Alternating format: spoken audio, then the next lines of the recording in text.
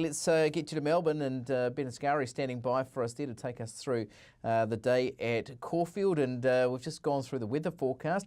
30-degree high. Don't they know we're in autumn now, Ben? Geez, getting warm.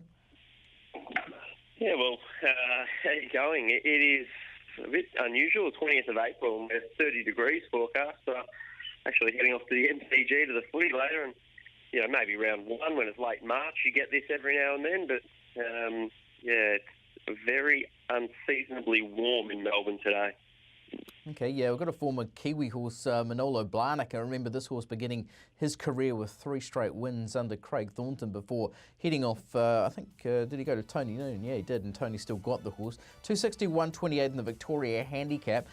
Just tell us where he fits in your assessment of this race.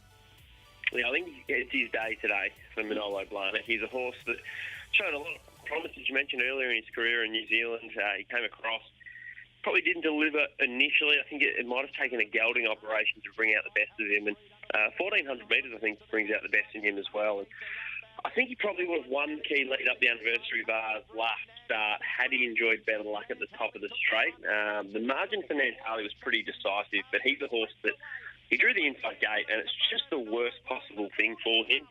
He won at Flemington last preparation, pretty impressively, sitting 3 wide without cover. He loves galloping room. So from a middle barrier today, I think the main focus of Dwayne Dunn will be keeping him away from the fence, getting him clear galloping room. Doesn't look like a lot of speed. He can probably settle just behind the leaders, but I think the big thing will be keeping him one off the fence. And if he can get that clear galloping room, I think he's going to take a power of feeding today. Manolo Blahnik, look, his race. Okay, funny how you remember things. He actually won 3 straight trials before running second in a listed race on debut, then won the Group 3 Eclipse Stakes and finished 10th in the Kanaka Million before heading to Tony Noonan. So a good push there from Ben. Ben, what else have you got for us on the card at Caulfield? Anything else we need to back? Yeah, there's one, I think, way over the odds in the third race in the program in Riyadh. The market's focusing around Prometheus, Angelucci. They're both prominent in the betting with Intuary, but I actually haven't checked the prices this morning to see what he was. He was $30 plus Riyadh. So he resumed at Racing.com Park Pakenham. Ran a good second. That was a low-pressure race. I don't think he was suited there. Second up, 1,600 metres is perfect. His last win was at this track and distance. He's known as more of a soft tracker, so I think that's part of the reason you're getting the price. But he is a horse that has run well on top of the ground previously, and it's far from a good thing, but he's just a horse that I certainly wouldn't be talking anyone out of having a couple of dollars each way. Maybe a bit more the place. 1 by 3 might be the play, but at big odds, I think Riyadh can run really well in the third race. Okay, good second at Pakenham last time. You are getting $31 there, final field betting. New Zealand bred as well. Darcy Brahma out of the O'Reilly mare Tempestra, bred by Mrs. R.A. Horton, but he's a 9-year-old now, second up, but a good push from Ben. And outside that, I think you've given us races 2 and 6 with a little bet on each of those, Ben. Yeah, the price has unfortunately gone with scratchings. Race 2, I was really keen the winner comes out of either Ryan Spender, who I think is a promising stayer on the way up, and Grinzinger Star, who's a 3-year-old against the older horses, another promising stayer. Beat Mr. Quickie, gap back to third last time.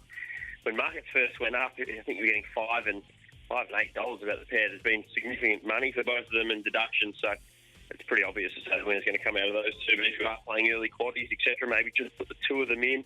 I do think the winner's likely going to come out of those 2. And I like Thrillstar resuming from a spell in the 6th race on the program. She'd probably be my next best behind Manolo Blahnik for the day. She is a really classy filly for Team Corson's. First up last preparation, she ran third at Quizette Stakes, 1,100 at Caulfield, the same track and distance of which she resumes today. And she was third behind Sunlight and Hummer Hummer, and she was back and wide and did a power of work. It was a really nice third placing. She then won at stakes level.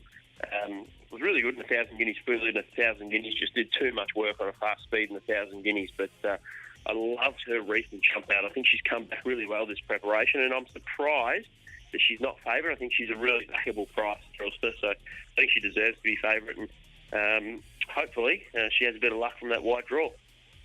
Good on you, Ben. Really appreciate your input on to the Punters Live today.